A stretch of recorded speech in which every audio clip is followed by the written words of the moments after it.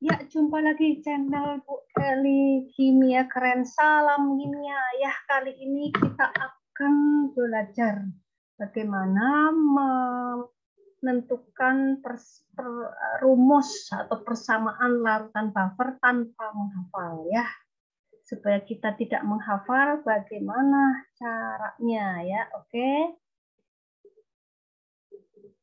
Bagaimana menentukan judulnya kita tulis di sini ya.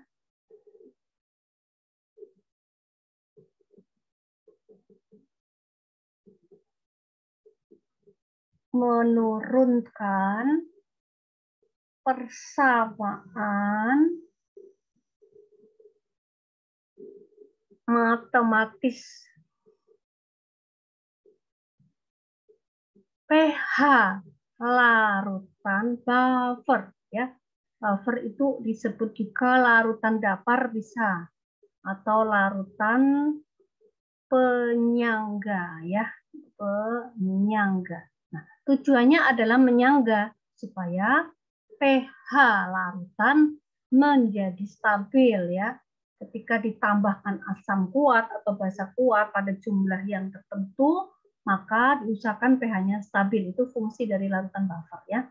Nah, buffer ini ada dua ya, jenis ya, jenis buffer.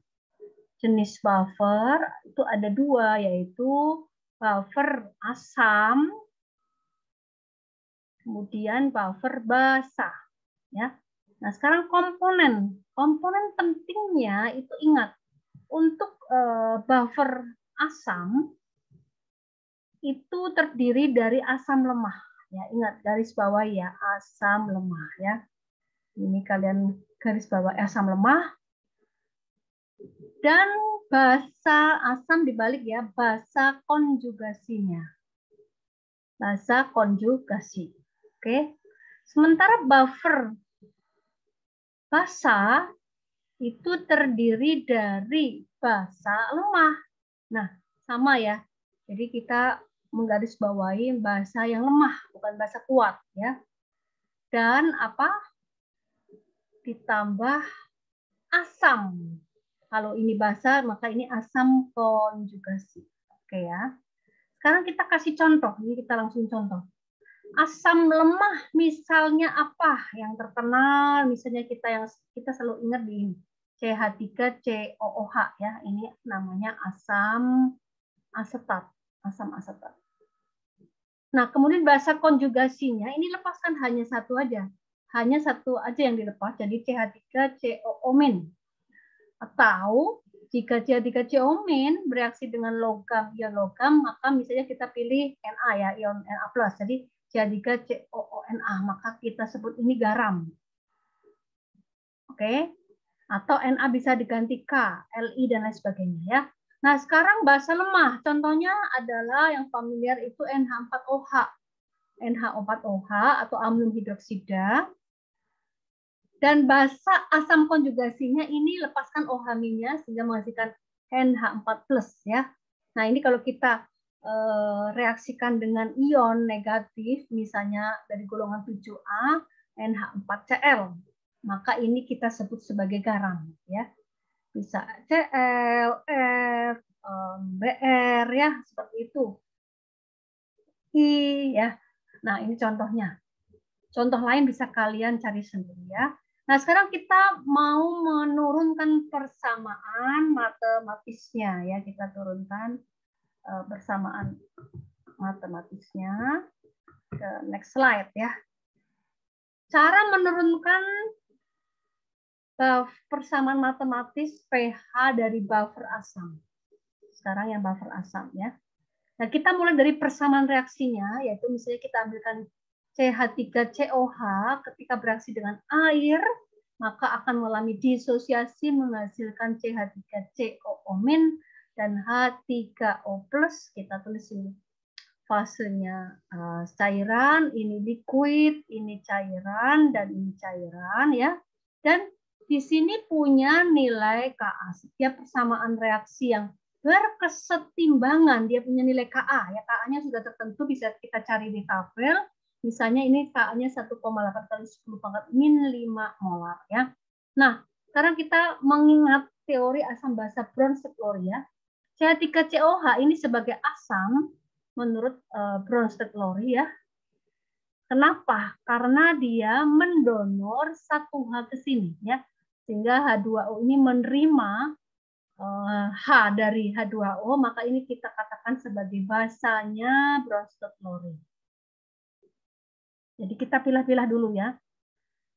Nah, kemudian asam yang sudah kehilangan H, dia akan menghasilkan CH3CO. Ini yang kita sebut sebagai basa konjugasi ya, basa konjugasi ya. Jadi asam yang sudah melepaskan hanya ke spesies yang lain, maka dia akan menghasilkan basa konjugasinya ya.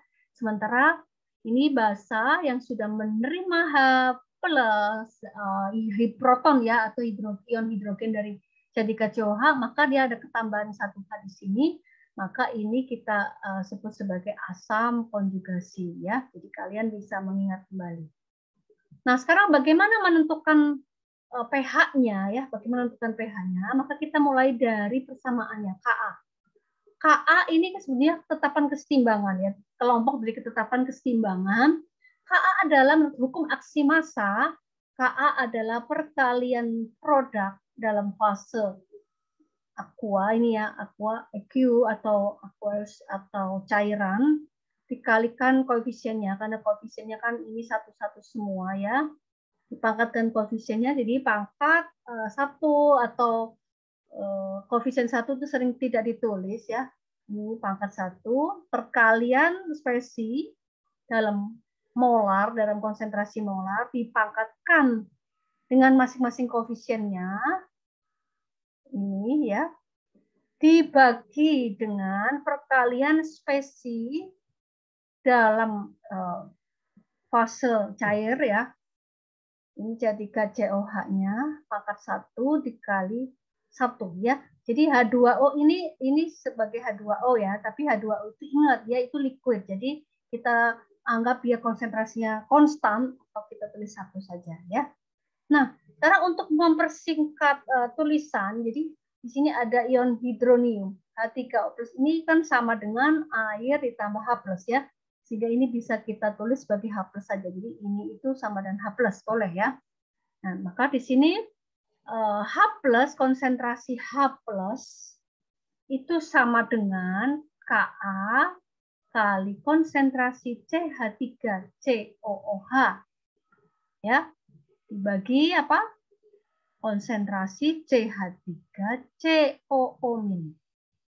Nah, CH3COH ini kan kita sebut sebagai namanya istilah tadi ya, yaitu asam ya, maka kita boleh tulis Ka kali M asam, Ma, atau kita singkat Ka kali Ma ya, dibagi dengan CH3CO-. Ini tadi apa? CH3CO-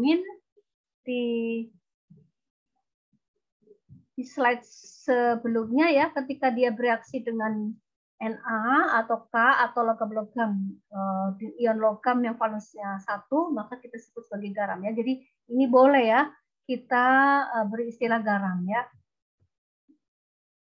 Sehingga di sini CH3CO- ini kita tulis N garam ya, N garam, atau di sini Mg ya. Jadi persamanya udah dapat ini ya. Ka Ma per Mg ya. Sehingga kalau kita mau menghitung nilai potensial ion hidrogennya, pH adalah min konsentrasi ion hidrogen ya. Nah, ini sudah dapat ya. Nah, seperti itu. Jadi menurunkan persamaan rumus buffer asam, pH buffer asam tanpa harus menghafal. Ingat kalian buat satu contoh aja, yaitu contoh dari hidrolisis atau dalam arti disosiasi dari asam asetat, salah satu asam lemah dalam air yang akan menghasilkan ionnya dan ion hidronium ya. Nah, seperti ini gampang ya. Kalian bisa mengulanginya lagi ya. Nah, ingat, yang perlu diingat adalah tanda ini itu artinya adalah konsentrasi wajib dalam molar ya, dalam molar.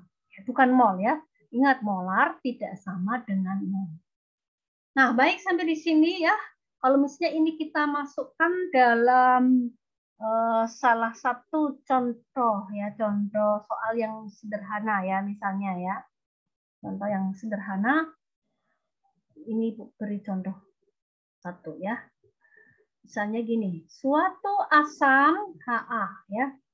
Ha misalnya konsentrasinya adalah 0,2 molar ya. Nah, nilai K asam, ini mestinya asam lemah ya. Ka-nya misalnya 10⁵ ya. Seperti itu. Nah, kemudian konsentrasi garamnya, misalnya kita tulis ini, konsentrasi garamnya misalnya adalah berapa ya? 0,1 ya, 0,1 molar ya. Jadi pertanyaannya hitung pH larutannya ya. Nah, dari sini kita sudah mendapatkan clue bahwa ada konsentrasi asam lemah. Kenapa asam lemah? Karena disertai dengan Ka ya. Ka ini ciri-ciri dari asam lemah. Kemudian ada konsentrasi garamnya ya. Maka di sini kita gunakan konsentrasi ion hidrogen sama dengan Ka Na per M garam. Nah, langsung aja ya. Jadi Ka-nya 10 ml, konsentrasi asamnya ini, jadi jangan kebalik. Konsentrasi garamnya ini, ingat ya, ini sudah dalam molar. Kecuali belum dalam molar, maka kalian konversi ke molar ya. Maka sama dengan 10⁵ min 5 kali 0,2 bagi 0,1 ini kali 2 ya. Maka di sini pH sama dengan min log konsentrasi H plus ya. Min log 2 kali 10⁵ min 5 ya. Jadi pH-nya sama dengan 5 min log 2 ya. Nah, pH ini 5 min log 2 itu kurang dari 7. Ini menunjukkan dia adalah larutan asam ya. Ini adalah buffer asam ya. Oke ya, kalian bisa coba lagi mengklik memutar ulang jika belum jelas. Dan ada tugas ya. Tugasnya adalah ya tugasnya adalah turunkan rumus pH buffer yang mana basah ya, tanpa menghafal ya. Gimana sih persamaan menghitung pH buffer basah ya? Ayo kalian lakukan latihan ya dengan mengambil contoh nih. Itu kasih contoh, misalnya contohnya adalah bagaimana kita membuat persamaan reaksi dulu, yaitu reaksi antara basa lemah NH4OH ditambah H2O ya. Ini akan menghasilkan apa? Ambil saja misalnya nilai Kb atau simbol saja ya, Kb tidak harus dimasukkan ya angkanya, tapi Kb saja, kan kita baru menurunkan rumus ya. Ini nilai Kb-nya sekitar 1,8 kali 10⁵ ya. Oke, selamat berlatih. Terima kasih sudah menonton. Semangat belajarnya.